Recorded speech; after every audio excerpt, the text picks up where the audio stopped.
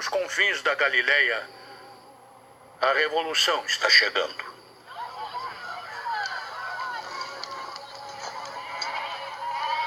Durante gerações, o povo de Israel tem sido guiado pelos fariseus, guardiões da fé judaica. Incansavelmente, observem os mandamentos do Senhor, seu Deus, e seus estatutos. Os fariseus acreditam que o bem-estar da nação depende estritamente da observação das leis que Deus deu para Moisés. Elas são amadas e admiradas pelo povo. Devem fazer o que é certo e o que é bom, aos olhos do Senhor. Mas Jesus oferece um novo caminho.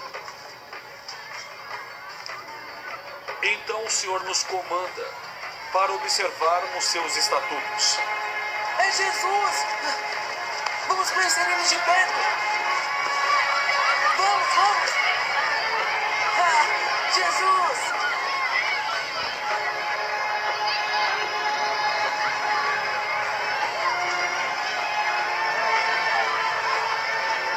Por aqui, João. Não deixe ninguém parar.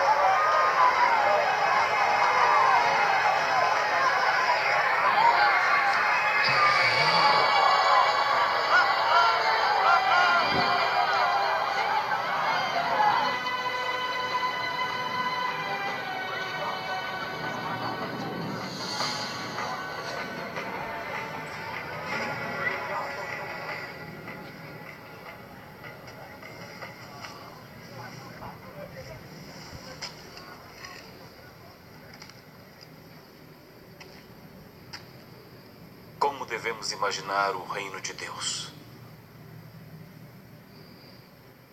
É como uma semente de mostarda que um homem pegou e semeou em seu campo. É a menor semente do mundo. Ainda, quando plantada,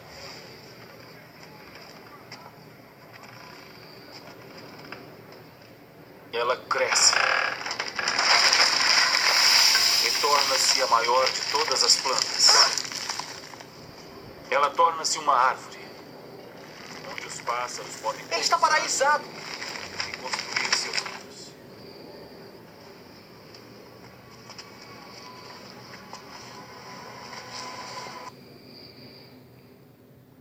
Jesus aqui se refere à plantação do reino de Deus em nossos corações. Em outra parte, Jesus diz que o reino dos céus não é visto no exterior, ou seja, do lado de fora. Não diz ele aqui ou ele ali, pois o reino dos céus está em vós. Isso nos mostra que o reino de Deus é um estado de espírito, onde quando você anda de acordo com os ensinamentos e com as leis de Deus que se encontram no universo, você está no reino dos céus. Jesus se refere aqui à semente de mostarda, querendo dizer que os ensinamentos crescem dentro da gente e ganham um tamanho gigantesco, onde cada um que se achegar perto de nós se sentirá saciado, sem dores, porque nós seremos extensões desse reino de Deus, desses ensinamentos. A semente de mostarda que Jesus se referiu são os ensinamentos, e o campo é o seu coração. Quando deixamos essa semente crescer dentro do nosso coração, amamos a todos incondicionalmente.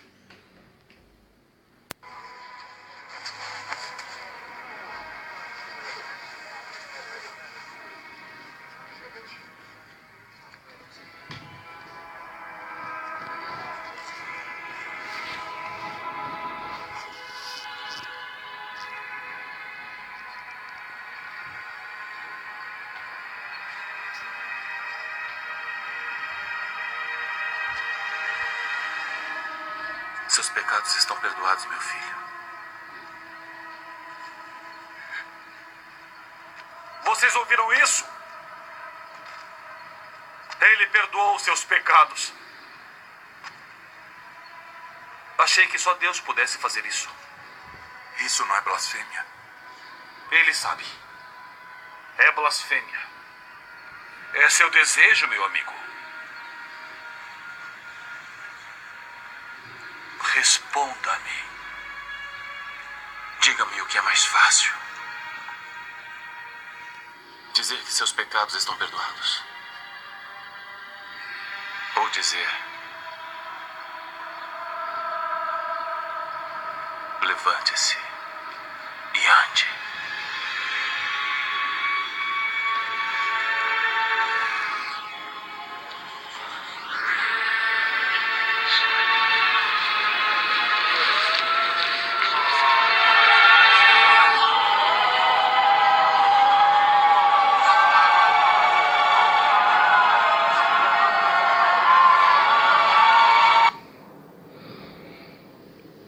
Essa passagem é um grande ensinamento para cada um de nós. Primeiro, vemos que as pessoas que querem realmente ser curadas buscam, fazem o que seja possível para serem curadas. Vemos aqui uma pessoa paralítica que pediu ajuda, ou seja, se rebaixou para pedir ajuda, para ser carregado e passar por cima do telhado para chegar até Jesus. Isso mostra que devemos buscar a nossa cura.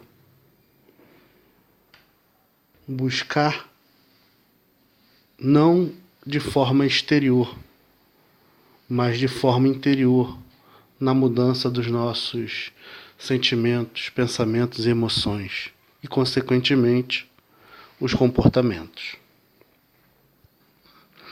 Essa passagem também nos ensina que Jesus não procurou ninguém para curar, que todas as pessoas foram até ele, ou seja, mostrando que a cura ou a melhora é um trabalho em que devemos sair do nosso ponto de conforto para irmos até a cura, até Jesus. Além disso, esse ensinamento mostra que muitas pessoas são presas à letra que mata e não entendem a essência da mensagem. Por isso que aqui Jesus é testado, porque ele não, no pensamento daqueles que o testaram, Jesus não cumpria a lei estabelecida na época. Lei essa criada por Moisés e pelos outros que vieram após dele, chamadas leis mosaicas, ou seja, são leis criadas, não são as leis verdadeiras, leis de Deus, mas Jesus responde à lei de Deus. E Jesus mostra que, perdoando os pecados, cura as pessoas. Ora, como é que o pecado nos torna doentes? Esse homem era paralítico por causa de seus pecados. Pois Jesus falou: perdoados estão os seus pecados. O homem não é paralítico por causa do pecado de Adão e Eva, ou por causa que seu pai ou sua mãe pecou. Senão Jesus usaria outra palavra. De repente, estão perdoados os pecados de Adão e Eva que estão em você, ou estão perdoados os pecados de seu parentesco, de sua mãe, seu pai, que estão em você. Mas não, Jesus diz: perdoados estão os seus pecados. Ou seja, cada vez que pecamos, pecado significa erro, né? Cada vez que erramos em relação às leis de Deus, que não são as leis mosaicas, cada vez que andamos contrário à lei de Deus, e qual a lei maior que Jesus fala? É o amor. Cada vez que andamos contrário ao amor, criamos para nós negatividades em diversas áreas e até doenças. E Jesus tem o poder de perdoar os pecados, ou seja, de desfazer essas negatividades que nós mesmos criamos.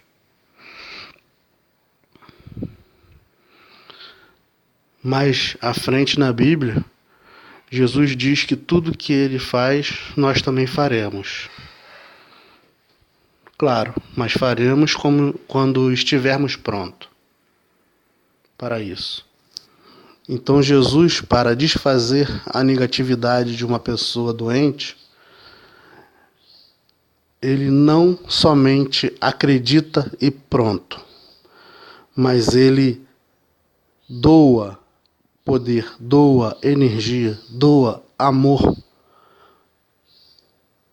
para aquela pessoa. Isso desfaz a energia negativa criada pela própria pessoa, ou seja, desfaz o pecado e desfaz, consequentemente, a doença física. Claro, isso é um nível de poder de Jesus que nós não estamos prontos ainda. Vamos continuar.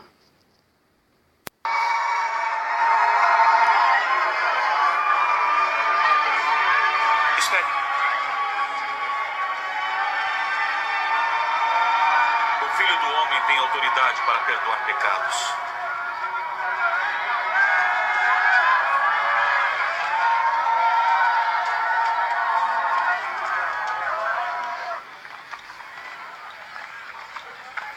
Amigos, do que se trata? Nem Moisés imaginava que pudesse ele perdoar pecados. Você ouviu o que disse nosso mestre? Com que autoridade ele acha que pode fazer isso? Na autoridade dele. Isso é blasfêmia. Apenas Deus pode perdoar pecados. E o seu amigo pode ser apedrejado por uma farsa como esta. Isto é só o começo. Vamos.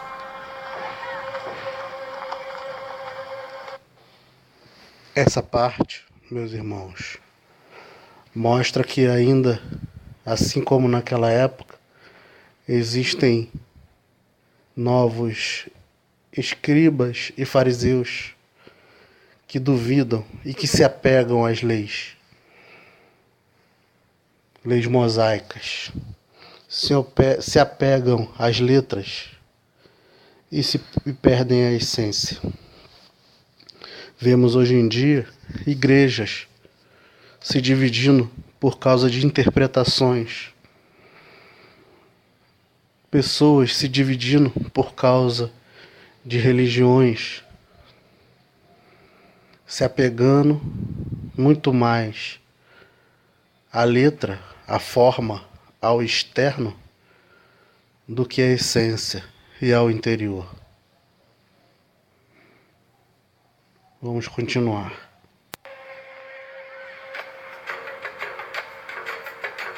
Com um número crescente de discípulos, Jesus segue de cidade a cidade, ensinando sobre o reino de Deus e realizando milagres. Eu sou impuro. Eu sou impuro. Eu sou impuro.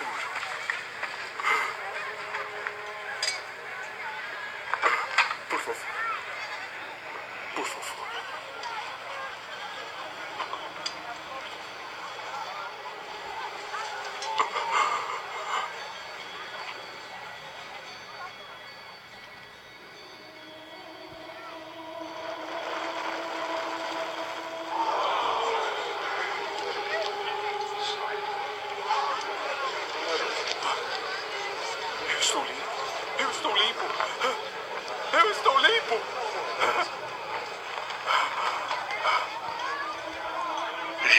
é um salvador para alguns, mas uma possível ameaça para Roma.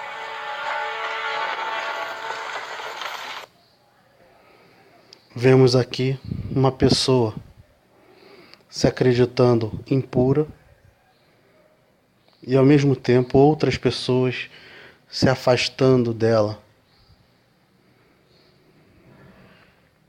E percebemos que essa atitude continua nos dias de hoje, onde pessoas consideradas diferentes se sentem sozinhas, impuras, enquanto outras pessoas consideradas especiais se afastam das outras. Mas percebemos que Jesus nos ensina que não devemos nos afastar uns dos outros, e sim nos aproximar, doando amor e assim desfazendo o pecado. Percebemos também nesse ensinamento que Jesus era considerado por Roma uma ameaça.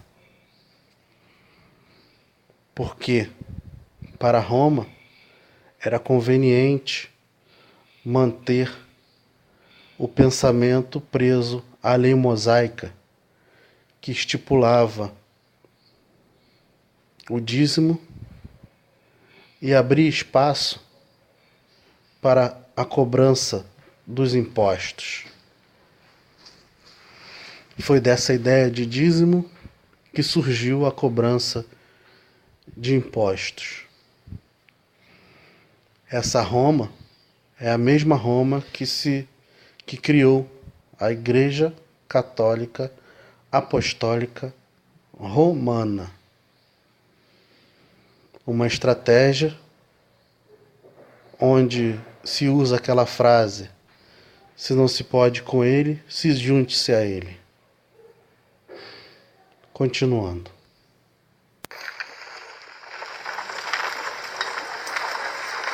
O novo governador romano é Pôncio Pilatos, um ex-soldado que transformou-se num político cruel.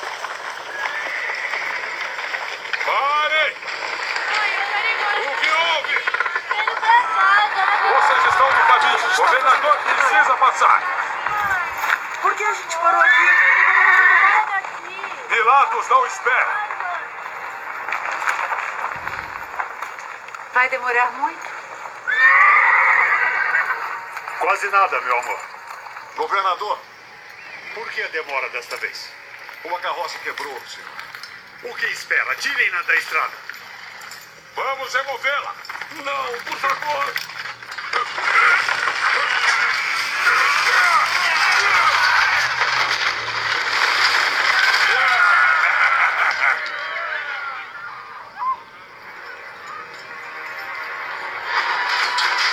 Revoltas surgem contra os objetivos judeus de Pilatos. Mas ele não permite que nada atrapalhe as leis romanas ou os impostos romanos.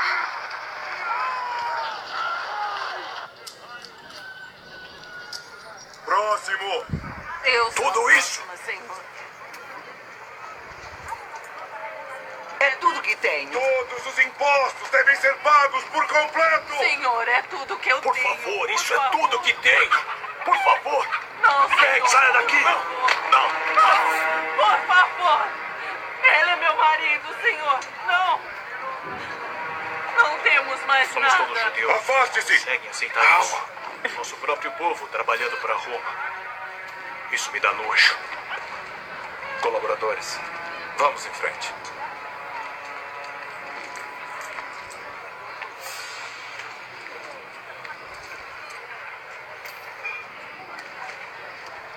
São bichos fedorentos.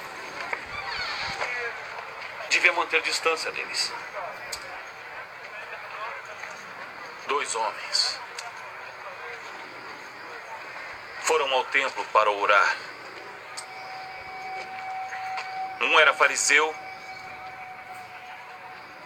e o outro era Um cobrador de impostos. O fariseu orou: Deus, eu o agradeço por não ser como os outros homens. Ladrões, adúlteros, ou este cobrador de impostos.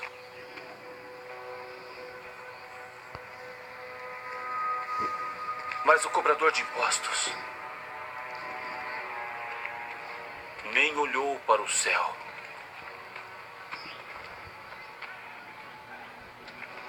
Ele disse: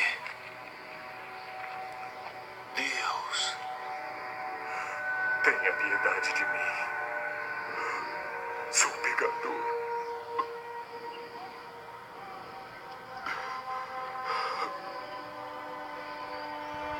Deus abençoou o cobrador de impostos, não o fariseu. Aquele que se glorifica será humilhado, e aquele que se humilha será glorificado. Mateus, venha. Aqui vemos quando Jesus chama Mateus. E vemos que Jesus usa uma parábola para explicar que um homem orou a Deus agradecendo por não ser igual aos outros. Hoje ainda vemos muito disso. Muitas pessoas se achando melhores que as outras, salvas, mais salvas que as outras, e as outras estão no inferno, ou são isso ou aquilo. Vemos que esse homem ora agradecendo a Deus e que o outro nem ora, mas reconhece a sua culpa e se sente arrependido e se mostra disposto a ressarcir, a recuperar o tempo que perdeu no mal, no pecado. Portanto, Mateus se predispõe a largar aquele momento onde ele era cobrador de imposto e ir com Jesus. E Jesus diz que os exaltados serão humilhados e os humilhados serão exaltados. Isso significa que aqueles que se acham demais, melhores que os outros, a própria lei de retorno, que é Deus, pois tudo está em Deus, vai fazer com que essa pessoa, vai colocar essa pessoa em situação onde ela se transforme em humilde, ou seja, obrigado a ser humilde. Isso mostra que aquele que se humilha, não se humilhar no sentido de passar vergonha, mas aquele que desenvolve dentro do seu coração a humildade para aceitar os seus erros, esse será exaltado, não exaltado financeiramente, materialmente, para que possa pisar em outras pessoas, como muitos pensam, mas será exaltado no sentido de que seu espírito crescerá e evoluirá espiritualmente. Vemos muitas pessoas acreditando que essa frase quer dizer que aquele que está na igreja ou em determinada religião está no caminho certo, e porque se ajoelha e ora e louva e adora, será exaltado, enquanto o outro será humilhado. Então vemos pessoas falando: os humilhados serão exaltados, querendo dizer que hoje eu estou na pior, mas amanhã passarei por cima de você. Isso é uma completa falta de interpretação da mensagem do Cristo, que é muito mais profunda do que isso. Deus quer transformação interior de cada um de nós. Vamos continuar.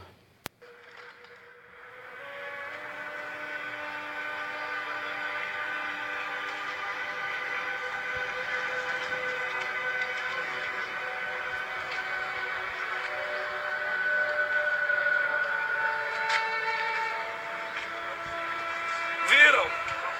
Agora ele chama até os pecadores para o seguir. Imaginem só os pecados cometidos pelos seus outros seguidores.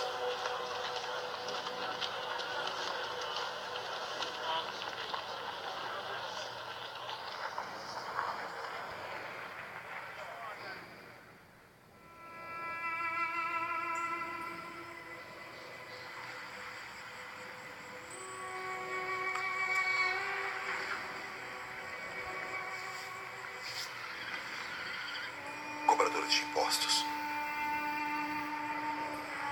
Não há um fio de bondade em nenhum deles. Tomás, Jesus não veio para os bons, mas para os pecadores. Ele dá uma segunda chance às pessoas. Também deveríamos. Bem-aventurados são os pobres, pois eles herdarão o reino dos céus. Bem-aventurados são os humildes, pois eles herdarão a terra. Bem-aventurados são os de coração puro, pois eles verão a Deus. Orem para Ele e Ele os ouvirá. E como deveríamos orar? Assim.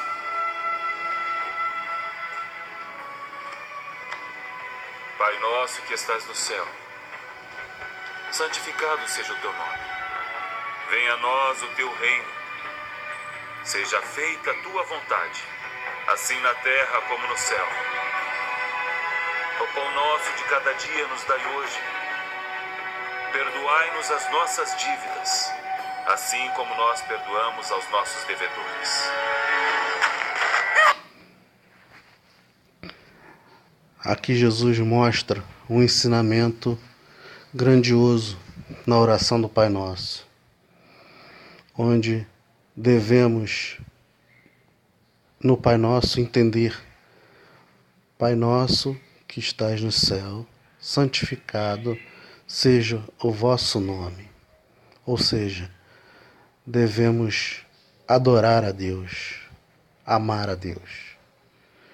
Venha a nós o vosso reino, ou seja, o reino de Deus tem que ser plantado dentro do nosso coração. Seja feita a vossa vontade, ou seja, não devemos impor a nossa vontade, devemos aceitar o que Deus tem para cada um de nós, mesmo que aos nossos olhos carnais sejam negativos. Assim na terra como nos céus. Ou seja, assim lá em cima como aqui embaixo. O pão nosso de cada dia nos dai hoje. Devemos sempre orar, agradecendo e pedindo a Deus forças para podermos conquistar o nosso pão, o nosso merecido. Não querer além do merecido. O pão nosso de cada dia nos dai hoje, ou seja, aquilo que merecemos nos dê. Não devemos querer nada mais do que aquilo que merecemos. Perdoai as nossas dívidas ou ofensas, assim como perdoamos a quem nos tem ofendido ou a quem nos deve. Ou seja, aqui Jesus fala da lei de retorno. Se perdoamos, somos perdoados. Se não perdoamos, não somos perdoados. E não nos deixeis cair em tentação, mas livrai-nos do mal. Amém. Ou seja, devemos orar pedindo força a Deus para superar as tentações e nos livrar do mal. Apedrejem-na! Esta mulher é uma prostituta!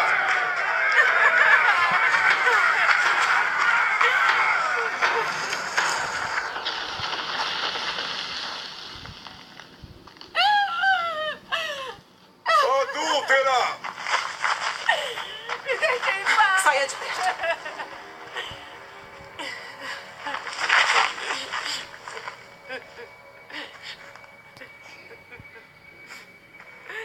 A lei nos ordena a apedrejar tal mulher. O que você diz? É uma armadilha.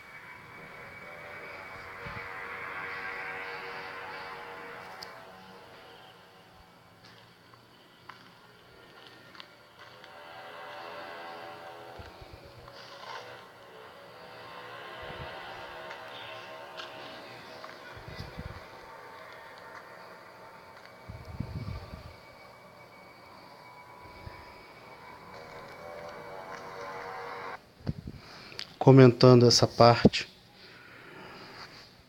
o homem falou que a lei manda que apedreje a mulher. Essa lei não é a lei de Deus, é a lei criada pelos homens. Jesus, quando veio, disse que não veio revogar a lei, não veio ir contra a lei, mas sim cumpri-la. Mas quando Jesus estava falando de lei, não estava falando dessa lei mosaica, dessa lei presa do Velho Testamento, não renegando tudo o que está no Velho Testamento, mas muitas coisas devem ser analisadas. O Velho Testamento, nem tudo foi cumprido como deveria ter sido cumprido. Por isso houve a necessidade de Jesus voltar para colocar as coisas no lugar e mostrar, por exemplo, aos homens a verdadeira lei de Deus.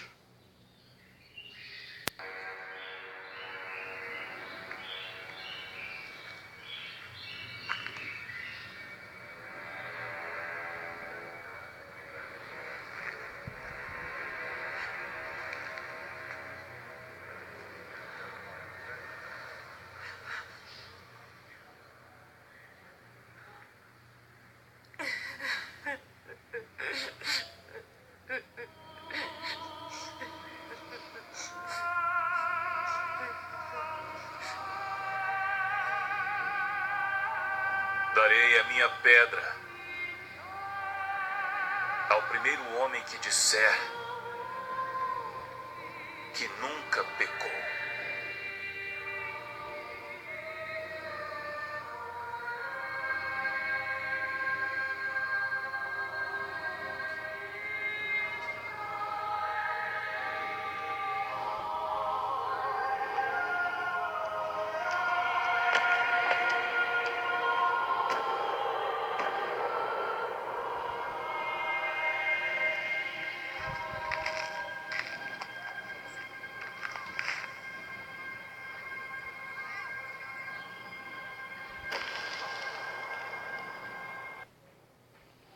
Devemos perdoar as pessoas em todos os detalhes. Ainda é difícil, mas devemos. Por entender que ainda não somos perfeitos, porque ainda temos pecados, então devemos entender também que as pessoas têm direito de pecar, porque todos nós estamos num caminho de crescimento. Vemos hoje em dia muitas pessoas cobrando perfeições umas das outras, apontando as falhas como se elas mesmas não falhassem, como se elas não tivessem o teto de vidro. Vemos pessoas criticando umas às outras, mas também cada uma das que criticam estão cheias de erro. Elas vão falar, mas o meu erro não se compara ao dela. Ela roubou e eu menti. Como diz mais à frente na Bíblia, se você não rouba, mas mente, mesmo assim você pecou. Mesmo assim você foi contra a lei de Deus. Ou seja, não importa qual tipo de pecado, isso não te torna melhor que ninguém. É um erro. Então, pelo erro, e porque você erra e não é perfeito, então perdoe. Hoje em dia, aqui no Ocidente, não tacam-se pedras físicas materiais, mas tacam-se dardos ofensivos com palavras, olhares e atos. Isso é como tacar pedra também. Então analisemos o nosso comportamento.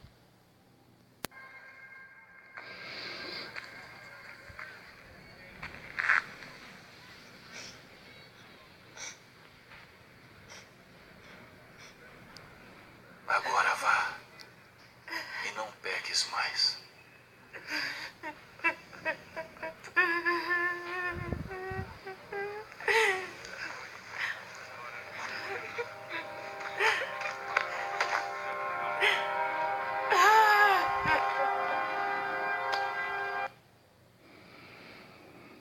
Na Bíblia, Jesus pergunta a essa mulher: mulher, alguém te condena? E a mulher diz: não, Senhor. E ele diz: nem eu. Vá e não peques mais. Isso quer dizer o quê? Que Jesus, que tem todo o poder e tinha toda a possibilidade de condenar aquela mulher, ele perdoou. Então eu pergunto, por que cada um de nós não perdoamos aos outros? Por que temos que condenar, julgar?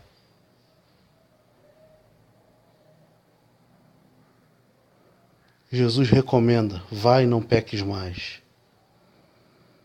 Significando que a mulher pode ter até possibilidade de pecar no futuro, mas Jesus deu a recomendação. Isso quer dizer que não devemos impor e forçar ninguém a fazer da forma que queremos, mas também não devemos ficar sem falar nada. Ou seja, devemos simplesmente recomendar, indicar.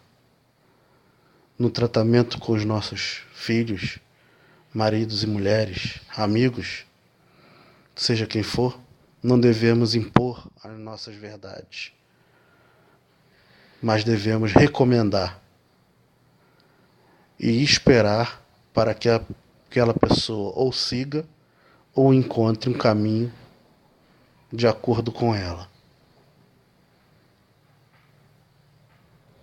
Porque não cabe a nós julgar, cabe a Deus.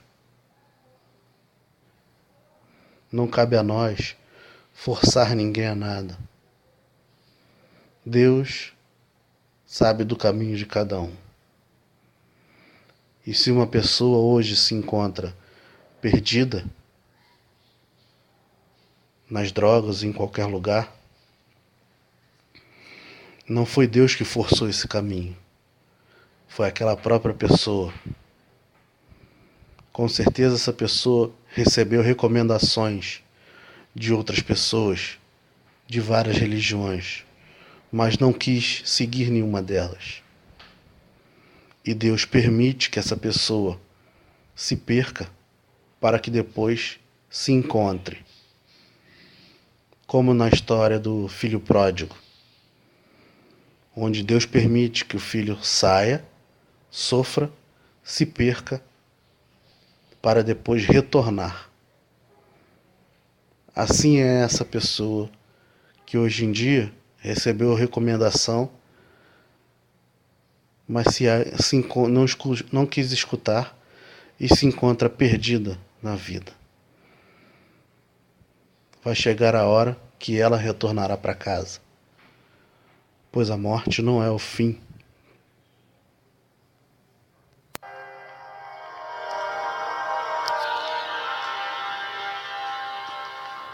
Isso não pode continuar. Ele ridiculariza as nossas leis. Insulta as tradições de nossos pais. Tudo pelo que lutamos tanto. Nossa fé, nossas comunidades. Tudo que Deus nos deu.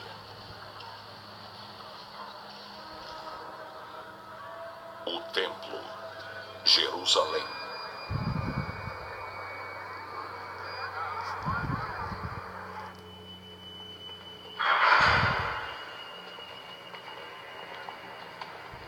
Caifás, Nicodemos. Recebi notícias de um jovem profeta, Jesus de Nazaré. Ele tem muitos seguidores na Galileia, dizem que virá para Jerusalém. Galileia. Ele realiza milagres. Todos realizam. Nicodemos, não se preocupe. Nada importante nunca veio da Galileia.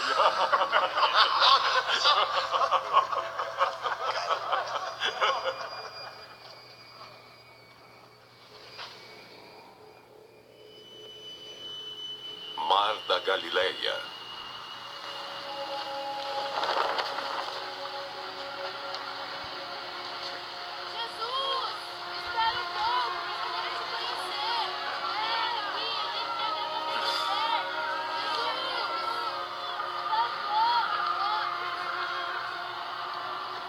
Este lugar parece tranquilo.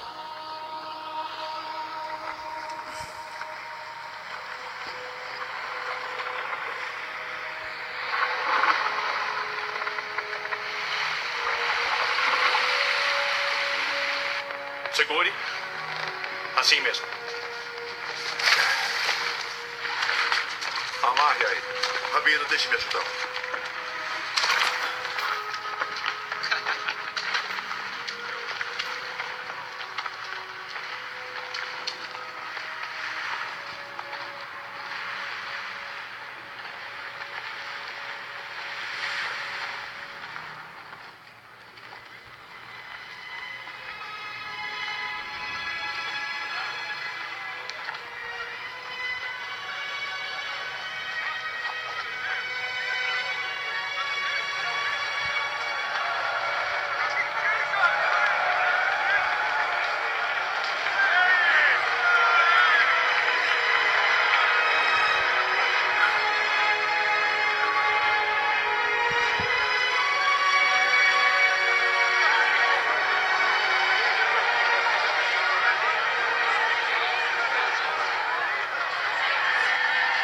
Eles vieram de longe.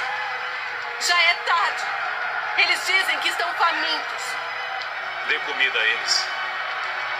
Mas como? Não temos nada. Só alguns peixes e poucos pães. Traga-os para mim.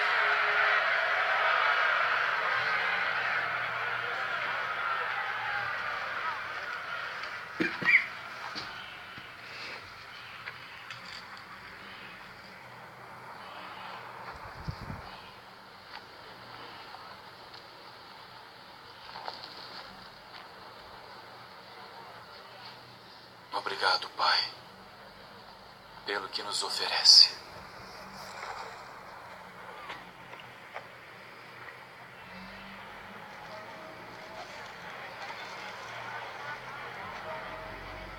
Nosso Pai no céu, alimenta as aves no ar. Quanto mais Ele dará a vocês.